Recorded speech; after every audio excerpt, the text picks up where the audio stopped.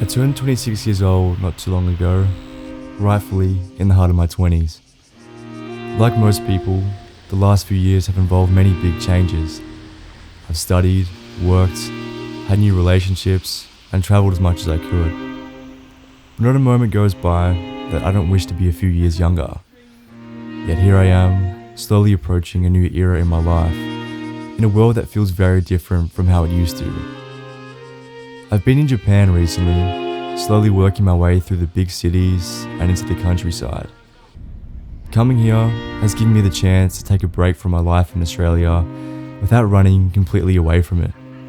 This time away from home has allowed me to process some of my thoughts before I enter a new chapter in the coming months. This year has been different from the last few. It's been a rare chance to stop and to understand what I want out of the next stage in my life. This in-between period, although not as difficult as I had imagined, did bring some challenges. When I returned back from France, I enjoyed the comfort of being back in my home country. No more language barriers, complicated daily interactions, and the stress of trying to survive in a foreign place. I felt a deeper connection to my family too, and reevaluated some friendships. I found meaningful work, and for a brief moment, I was ready to commit to this new way of life. Everything fell into place, fulfilling my initial decision to leave Paris and see where things would take me.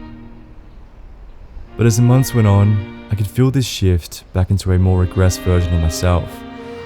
I lost all sense of the ambition that used to carry me. I became so settled in the comfort of home life that I felt as if I was letting the old version of me down. The laziness slowly crept into my social interactions, and I began not appreciating those I had around me. I took for granted everything I missed when I was away, but I used the mask that I was too different to my friends for us to maintain the same connection. I was getting frustrated with how far I had strayed from my course and who I thought I was. This battle between your old and new self was something I fought last year, but this year it had an additional layer.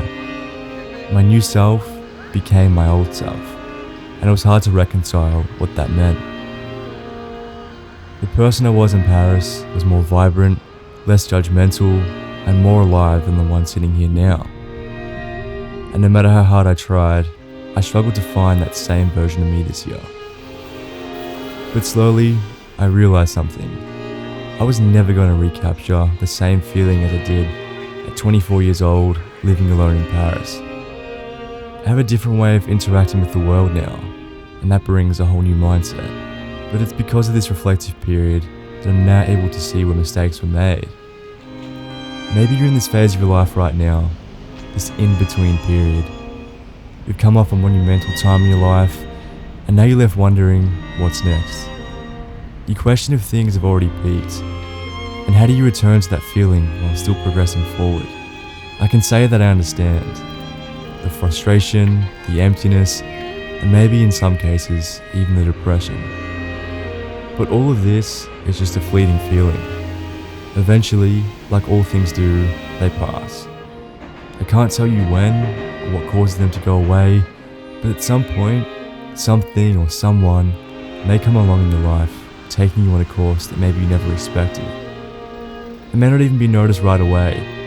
Change often happens when we're ready to embrace it, whatever it may be. And now, as I look to what's next, I'm glad that I went through this time. It's a privilege to experience such a thrill in life, but more importantly, to have the time to reminisce on that. It's made me appreciate the big and equally the small moments. Over the next year, I'll be traveling once more, and by having the chance to process some of my regrets, it's given me the opportunity to change things next time around.